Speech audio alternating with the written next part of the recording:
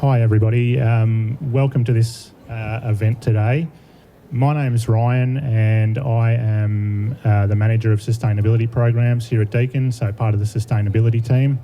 And it's my job today just to give a brief introduction, I guess, about sustainability at Deakin, and then introduce our panel, and they will take over for the rest of the day.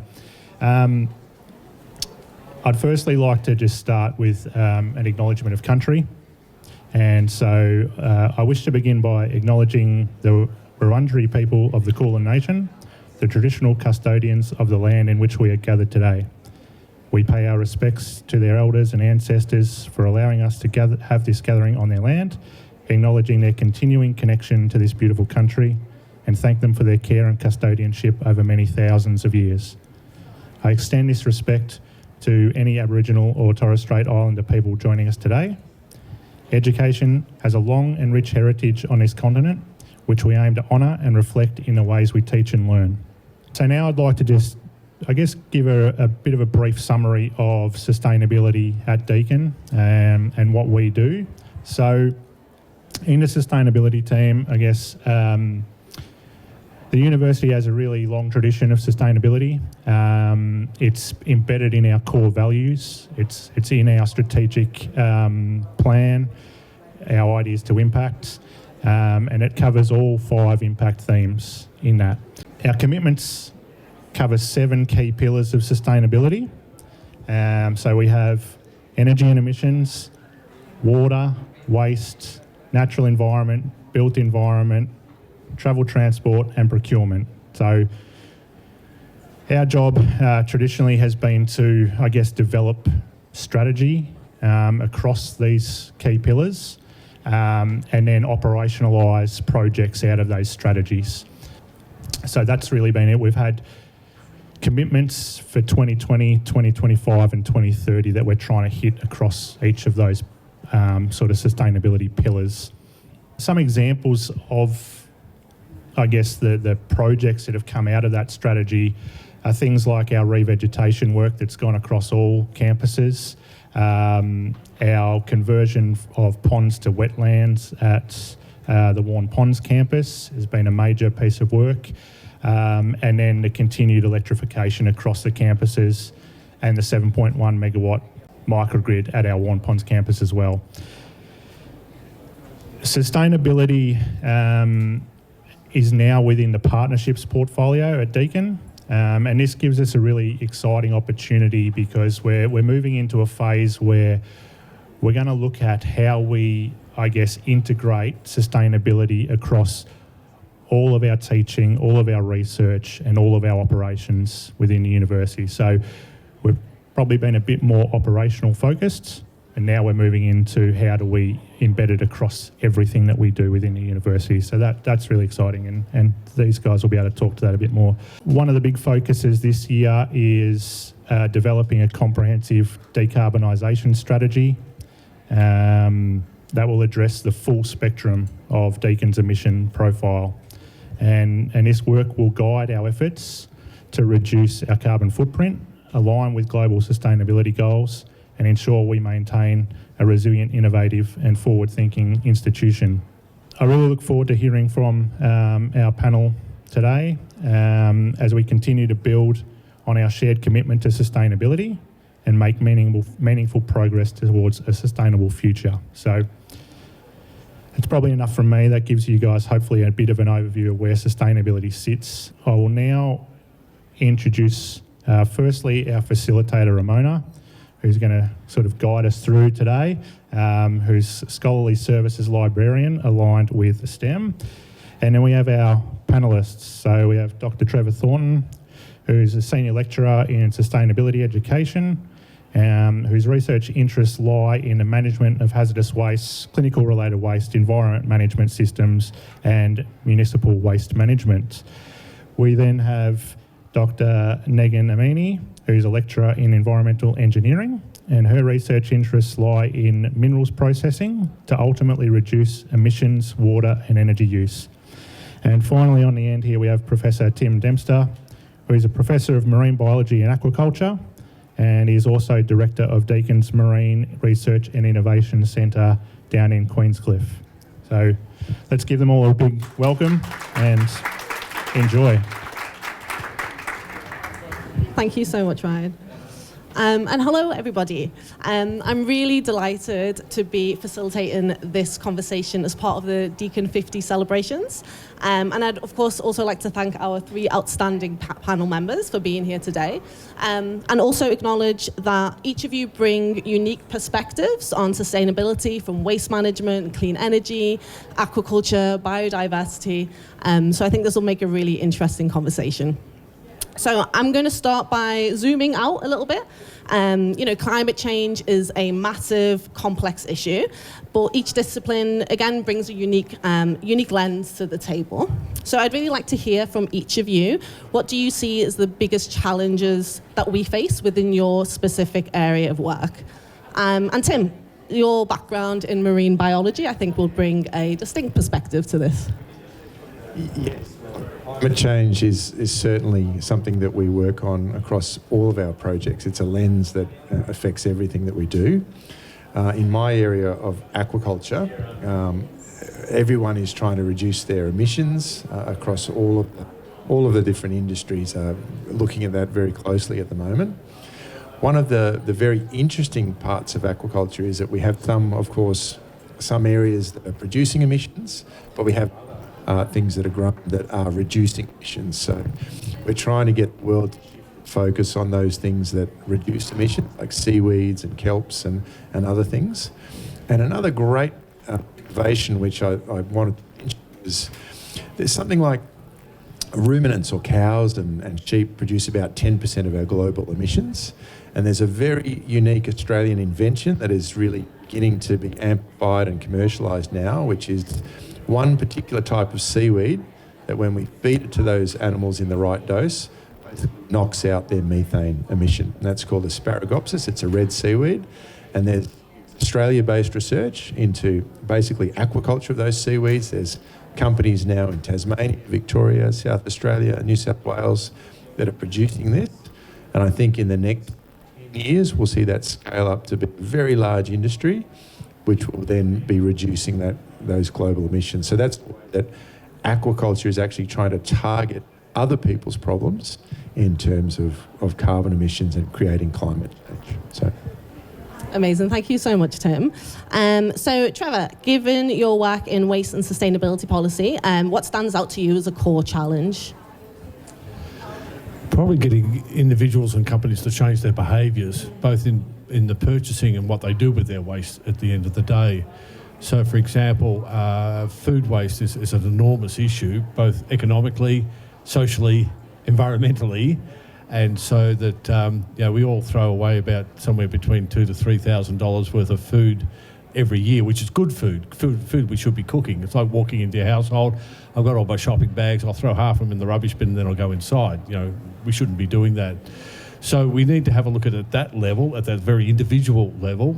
We also have a look at the suppliers in terms of the supermarkets, etc. And the way, you can't go in and buy one. I wanted to buy one celery stalk the other day.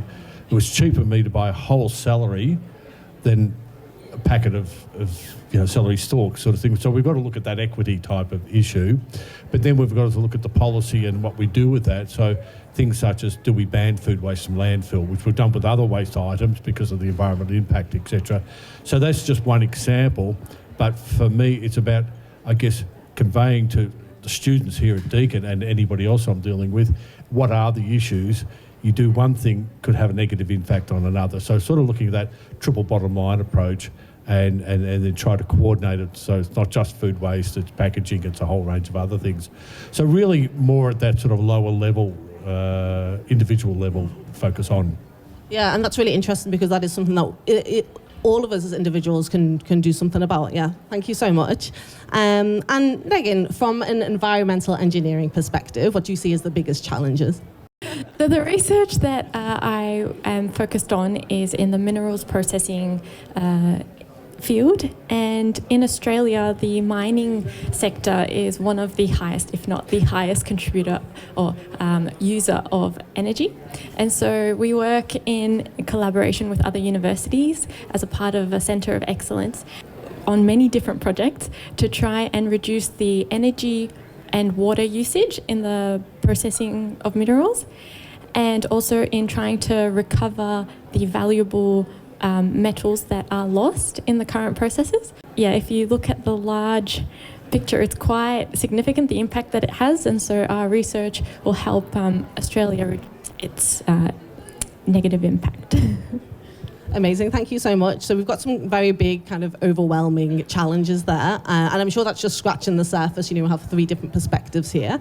So maybe on a more hopeful note, let's shift our focus to what might be working, which we've already heard a little bit of, but what, we know that real progress requires both innovation as well as structural change.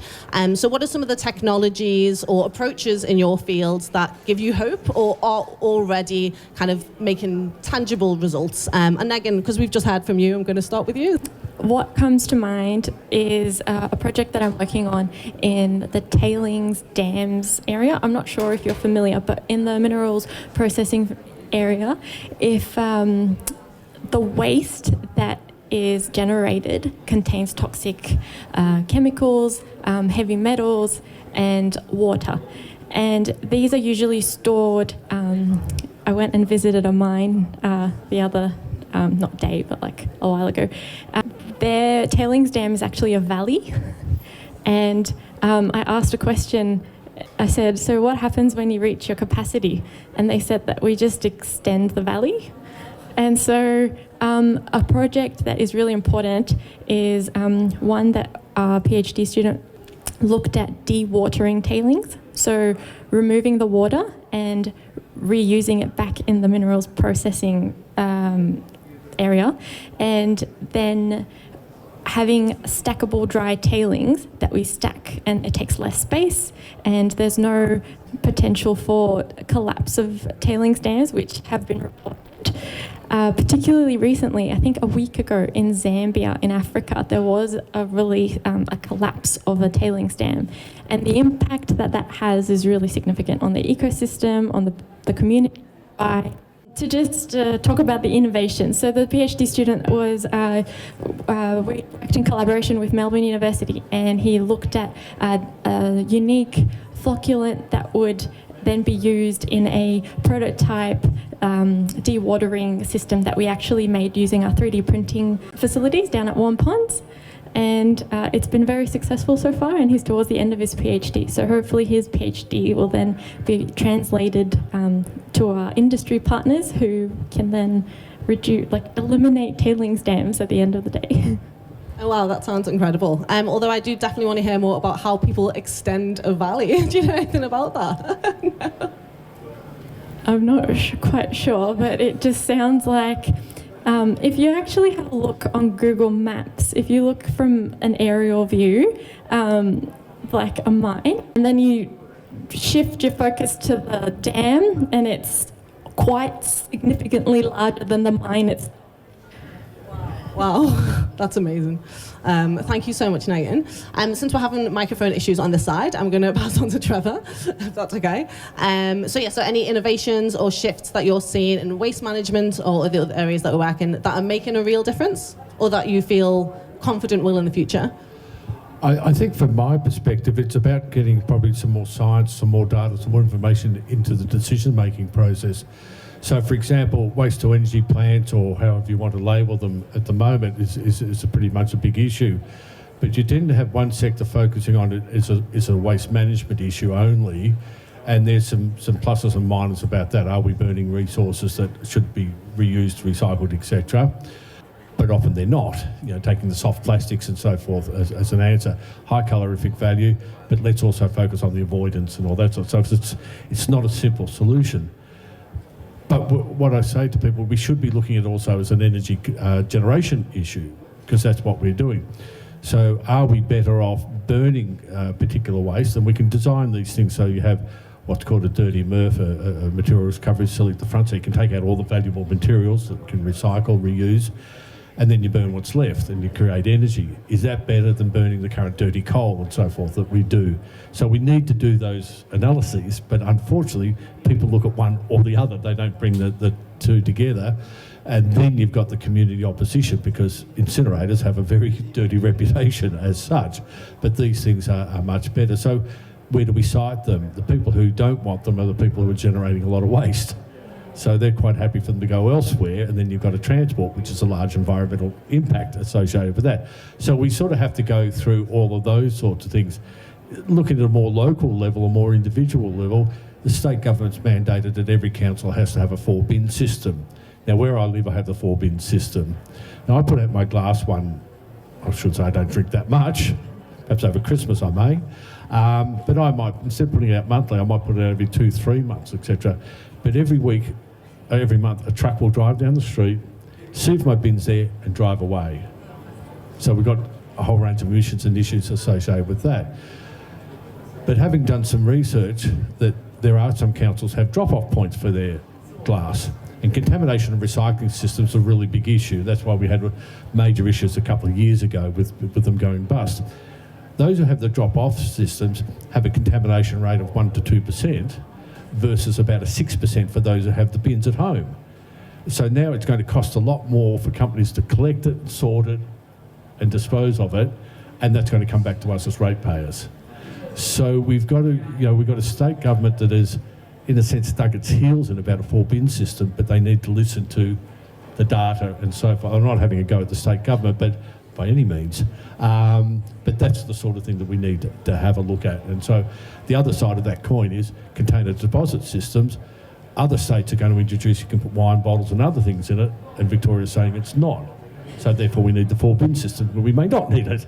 So it's that convoluted sort of argument to try and work your way through to come up what is the best policy decision, but also the best decision for households, looking again at cost and so forth. And I guess then the motivation to do that, like in my own experience, we don't have a glass bin, we have a community hub instead. So we just, most of the time, just pop everything in the recycling instead of go into the community hub. So kind of re-education around that as well. Yeah. Thank you so much. And then passing on to Tim. Oh, do we not have a working microphone? You've already touched on it slightly in your previous answer, but yeah, any other developments, or if you want to expand on the developments that you'd already spoken about? Yeah, I guess there's 3 things to mention here. The first one is that aquaculture now, we eat more seafood from aquaculture than we do from wild fisheries, and I'd argue that that's a great thing. We shouldn't be creating any more new wild fisheries. Most of them are overfished around the world. So aquaculture is really replacing that gap. And I'd also argue that when we eat fish, they're basically low carbon protein production compared to a lot of land-based animals. So shifting in that direction generally is a good thing. And a good quote from the US Surgeon General is the only problem about eating seafood is we don't eat enough of it. And I would agree with that wholeheartedly. So we do need to shift in that direction, but we do need to do it in a way that means we're choosing and being careful about the types of production we do, because aquaculture is a great swathe from things that create a lot of carbon and a lot of waste to things that mop up carbon and mop up waste. So on that spectrum, we need to be moving down towards the types of things that are more sustainable than less sustainable. Generally around the world, we are moving in the right direction across a lot of those ways. One thing that is working very well globally is our continued innovation in what we feed animals and feeding them less wild fish. So you have to feed fish with fish. They need the fish oil. So, but we're looking at how we replace that fish protein in diets. So we need less and less of that through time, and that's a great thing in terms of resource use. So that's a good thing that we're doing. The last thing is a really emerging area, and that is globally there's a lot of habitat that we need to restore, whether that's seagrass or mangrove or oyster reefs or shellfish habitat or giant kelp forests. And one thing aquaculture does really well is it makes a lot of plants and animals very efficiently. And we're starting to see a convergence between conservation organisations and the aquaculture industry, where the conservation groups that are wanting to restore habitats are tapping into that knowledge and industrial capacity that they need to be able to do things on scale. And that's something that we're working with very actively at Deakin. So that's really starting to work well, and we're starting to see a lot more marine restoration at scale around the world. That's really lovely. That's really hopeful. And it's really inspiring generally to see progress, but also recognising that we need to kind of keep this momentum going for the next generation as well, and equip them to tackle these type of issues. So, universities are more than just places of research, of course. We shape the next generation of thinkers and of leaders. So how do you see sustainability being embedded into teaching, and how can we better prepare students to meet real-world challenges? Trevor, I know that you've spoken before about embedding sustainability across the curriculum. And what do you think that looks like at Deakin? Yeah, it's an interesting question, because there is this push to ensure that all the units, or where applicable, contain detail about the 17 Sustainable Development Goals, etc. But what we're starting to find is students are getting that at a low level in the secondary schools, etc. So by the time to come to us, we're thinking this is new, etc. for them and exciting. Again, we're getting this again, etc. So the challenge is not for now, not to necessarily teach them about the sustainability goals, etc., but more how do you implement it in the various workplaces, etc. So, for example, I have a lot of what we call authentic assessments. The students have to go out and do something in an organisation, implement environment management, or start the process, or do a waste assessment, or whatever. So now they're starting to, in that aspect, evaluate the organisation as to how they're adhering, how they're meeting, responding to the relevant sustainable development goals. So for the students, it's about learning, how do I look at those 17 and which are applicable to this organisation, why or why not, and then how, for those who are, where are they at, and then what can they do and what should they be recommending as an action plan to get there. So I think that's the challenge for us. So not just teaching about them, but getting them to work out how to actually put them into practice in the workplace. So I think that's where the focus is coming from now within Deakin, and I'm hoping that's the momentum it goes. But let's not just put it in every unit because it ticks a box or something like that. We've got to make it relevant for them. But then hopefully it gets balanced. So those who are doing, say, law or commerce, perhaps are learning more about that economic side of things in the environment, the more sustainability, environmental sort of issues, and thinking more about policy and implementation. So yeah, that's where I see it going. And Negin, what about your experiences? If there's any kind of approaches to your own teaching or other insights that you've got? Sure. I actually just taught a unit, a common first year engineering unit before this session, and we talked about the SDGs and it was interesting to gain an insight into not everyone knew about them, which was a good thing because we are establishing that at Deakin for them. And they have, in the School of Engineering, we have project-oriented design-based learning. So we focus on real-life projects and we get them to work in teams and assess them around that way. And so for this particular unit, they have their own project, and we ask them to discuss amongst themselves how they think, which SDGs are the most relevant. And got conversation started that way, turned into a group discussion, and yeah, I thought it was really good and should be implemented more. Yeah, it's a nice way to create discussion and pique interest. And Tim, over to you. Are there any ways that your research feeds into student learning or opens opportunities for students? Or anything that you want to say? Okay, yeah, two highly intelligent answers that are difficult to add to, but I would say mostly I interact with postgraduate students, and in our area they typically come to everything they do with a sustainability lens. So they're already thinking deeply about sustainability when they're asking their research questions to test with experiments. What is interesting though, and I think what we teach well, is when it becomes very complicated, because you might fix one problem and then create another one that you haven't seen downstream. So it's trying to get them to think through the complexity of the system that they're working in, and what doing one, they might do an experiment that says, well, you should be doing this rather than that, but then thinking downstream of that, how that might cascade into other consequences. In our area of aquaculture, when we're farming animals, a really important thing and an interaction which is quite difficult to deal with sometimes is we have an interaction sometimes between what might be sustainable and what might be good for animal welfare. And those are two pillars that we both have to, we have to work on both of them simultaneously. And sometimes there's no clear or easy answer to that, but it's about working out where the dice is falling, usually providing that advice to industry, and then they're having to make a proper decision. But we find that when we're providing the full evidence on both sides of the equation, then better decisions are able to be made, more balanced decisions are able to be made. Thank you so much, all of you. I'm just going to look at my time check. Amazing. So I had a few questions for each of you individually before we pass on to the audience. And Tim, I'd like to start with you, if that's okay. You have such a fascinating mix of projects, and I'd really like to hear more about the toad containment zone. So what is the goal of that project, and why is it so important for biodiversity? Okay, so I'm mostly an aquaculture researcher, but I have hobbies. I mostly work on pests and parasites, and so the cane toad is a pest. It's been invading across all of northern Australia. It's basically gone all the way from Queensland to Broome in 90 years. It's about to invade Broome. And as it hits the west coast of WA, it can turn south, and eventually it will make itself, make its way all the way to the Pilbara.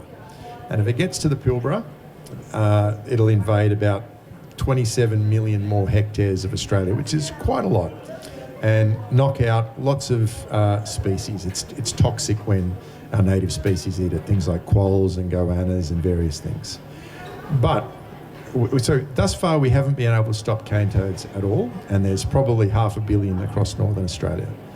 But they have what we call an Achilles heel, and that is in the dry season when the landscape dries out, they need water, and they need access to water every day or two. And as they're moving between Broome and this place down in the Pilbara, which is about 500 kilometres, there's only a little coastal strip that they'll be able to go down, because inside of that is the Great Sandy Desert and it's too dry. And so if we remove all of the water sources on the ground, and we can do that here because they're all agricultural water sources, there aren't rivers, there aren't any natural water sources, and we basically dry out the landscape, turn it back into the desert that it once was, that will stop the cane toad invasion. All right? It's a big project. Cost about $20 million to implement over 8 or 9 years. As luck would have it, it is probably the first time, if the cane toads get to the Pilbara, that cane toads will have a major industrial impact, and that will be that it will be much harder to go mining in the Pilbara, because as they knock down populations of native species, all of the environmental compliance for the mining companies will increase. This is interesting for you as a miner, right? So the mining companies are motivated to help us put this zone in. So it may ultimately be they who are helping us and implementing this. So that's something that we'll roll out, hopefully. We've got 3 years to get it in before the toads get there. So it's something I spend every Monday on at the moment. So, yeah. Before the toads get there. Toads get there. Just pass on to Trevor, if that's okay. Your research as well, it extends beyond Australia, and you've got efforts to include hospital waste management in the South Pacific. So can you share some insights on, I think it was capacity building programs for hospital staff, and how they're making a difference in that region? Yeah, that was a very difficult project to visit all the South Pacific islands, and just had to go to some resorts to check on their healthcare waste as well. So someone had to do it. But it was a case of, I did a project in Indonesia, in Surabaya, many years ago. And one of the things I did is I went to the local landfill there, which, when I say local, it's huge. And there was a town living on it. They'd live on the landfill, and they scavenge and all that sort of stuff. And my immediate Western approach was, these guys have got to get out of here. This is not safe. This is dangerous and environmentally, all that sort of stuff. But then I went away and I thought, hang on a second, if they shift, where are they going to go to, and where's the income and all that sort of stuff. So, and they're scavenging all the resources which otherwise would be buried. So I had to sort of switch my mindset from that Western approach to how we would do it here to what was feasible, etc. So in all the South Pacific Islands, it's very difficult. And again, I had to put my, before I came here, before I did a whole lot of things, I did nursing. And so, you know, you go in there and there's half-filled IV bags out in the sun drying, ready for the next patient. And I think this is horrible. But then that patient wouldn't have anything, etc. And we're reusing things that we wouldn't reuse here. So I had to really sort of put my mind in a different place to do so. So it was a case of going into these, into the various hospitals, healthcare centres, etc., and say, what is practical and what do we want to do? What are the major issues? So, for example, sharps injuries are a major issue. So here we have sharps containers. They can't afford sharps containers. You know, we have incinerators. They don't have incinerators. So is it better off burning in a pit on the ground because you're getting rid of the infection hazard as well as potentially the health and so on? So it was very much a case of saying, okay, doing that, and then empowering them with the resources to be able to implement and train the upcoming nurses, doctors and so forth, but then working at a government level to get policy change to do that sort of stuff. And the other difficult thing is the aid agencies are giving a lot of money for a whole range of different purposes. But I reckon I could count on my hands that all the aid agencies are putting a lot of money in doing exactly the same thing. So it's such this duplication of effort, which is just an extreme waste of resources, etc. So in the long and short of it, it's empowering, in a sense, the people at a grassroots level to understand what the issues are, to be able to put in a local solution, which is, in a sense, weaving between what we'd ideally like to do. So, yeah. Fascinating, thank you so much. What I'm going to do now is I'm going to hand over to see if anybody in the audience has any questions. I think somebody has a microphone that they're passing around. No? You can use my microphone. Thank you. Oh, right there. Tim, you touched on some exciting projects. What I'd love to know from all of you is what is a research project that, it may not be yours, it might be someone else's, somewhere else as well, but what are the research projects happening in your area of expertise that you are really excited about, that you are following and really interested to find out what happens? So many. So it's hard to answer that. I mean, I'm generally a pretty curious person. So, look, I guess generally within marine science, I mean, I'm fascinated by attempts that people are making for really large-scale restoration. Often I look at some of them and think, that will never work. Why are they doing that? But I reserve judgment and give them about 10 years, because that's how long it really takes to start with a concept and get it to the point where it might be able to be scalable. So I'm fascinated by the many groups around the world that are trying to restore coral reefs. I think that is an extraordinarily challenging task given the scale that needs to happen. So there's a lot of great ideas, but the scale in my mind is boggling. I like to see around Australia and the world also there's enormous attempts to restore lost oyster reefs. Few of you would know that most of the seafloor in Port Phillip Bay used to be oysters before it was all dredged out, turned into lime and stuck into the buildings in the CBD 150 years ago. That's what they're built out of, mostly oysters in between the buildings. So oyster reef, the people that are doing the big scale oyster reef restoration, mangrove restoration, those are the projects I really like to see their results. And I'm cheering them on from the sidelines because I'd really like to see them succeed. So, I think for me, it's not one project itself. I think the fact that now there's a myriad of projects out there to try and use what would otherwise go to landfill. I mean, we should always be avoiding and reducing and all those sorts of things. So that's a given.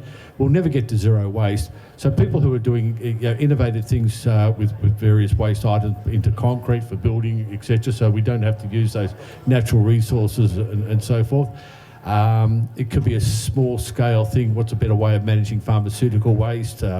So I get excited by all these little things. The fact that someone's had a little bit of a spark and then they've gone and investigated, and some of them turn out to be large scale. We use a lot more plastics and glass and roadway, plastics in concrete, etc. So they're the things that sort of excite me, because again, going back, talking to people, I always say there's a solution for that particular problem and then move on from there. So a whole range of different things. That's a great question. The example that I have is to do with my research. That excites me. So I'll mention that one. So as a part of the generous funding provided by the ARC Centre of Excellence for Minerals Beneficiation, I was able to hopefully get soon an LCA software, so a life cycle assessment tool, to use on my own work, which is on using waste metals and plastics to create useful products such as 3D printing filament. But on the side, the part that excites me is that the opportunity it provides for collaboration with other schools, and I am hopefully going to collaborate with some IFM researchers on their batteries. So yeah, the broader impact that it can have excites me.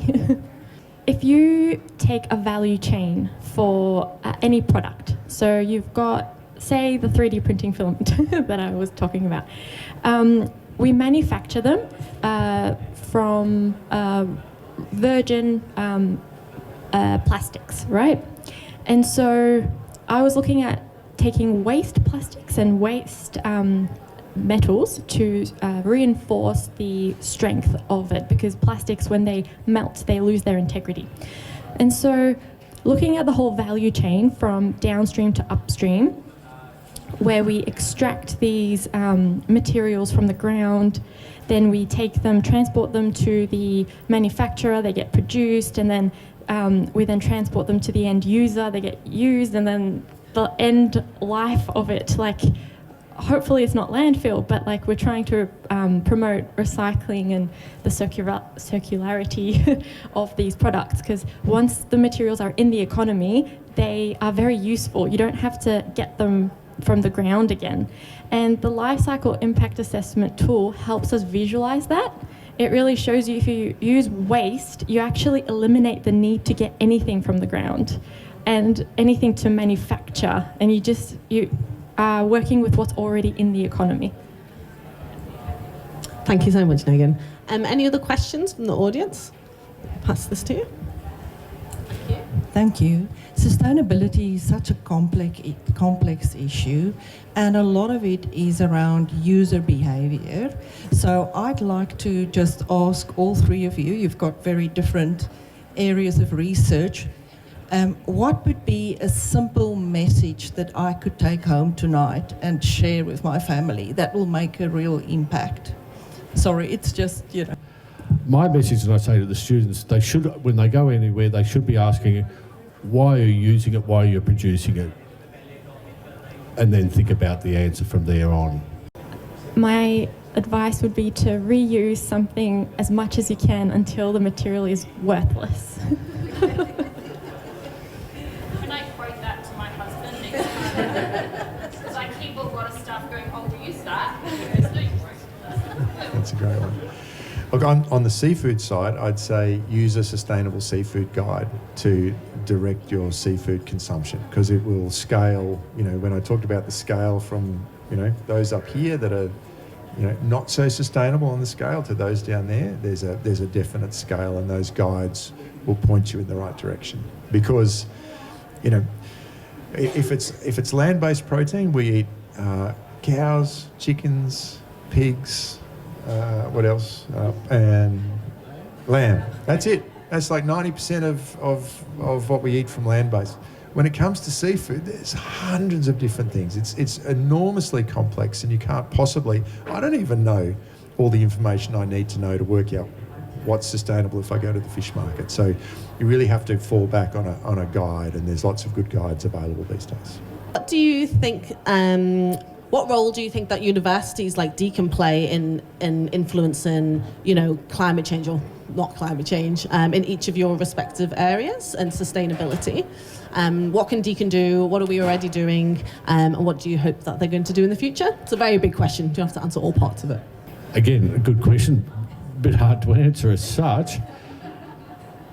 If I say the wrong thing, it's the Vice Chancellor.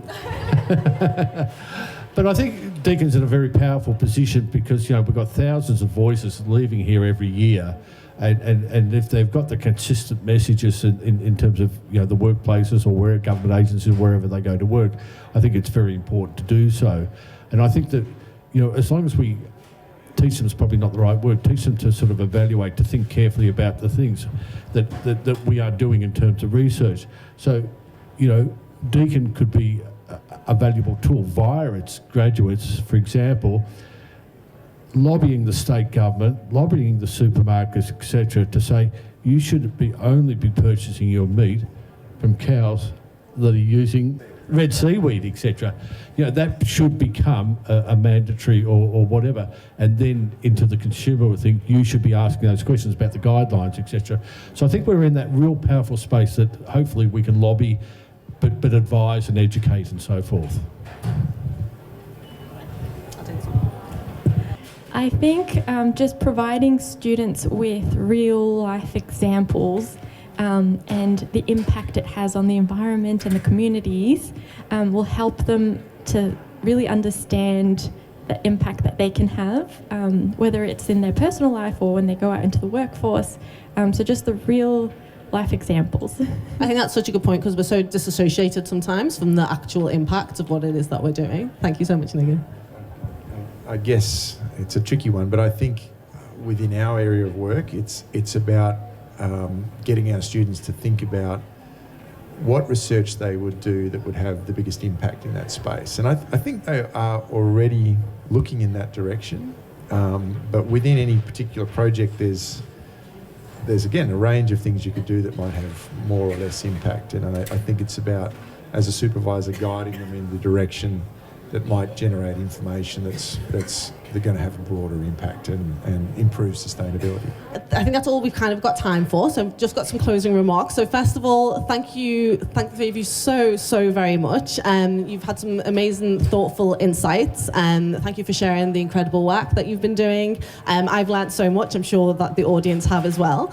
And thank you for doing your part in shaping a more sustainable world too.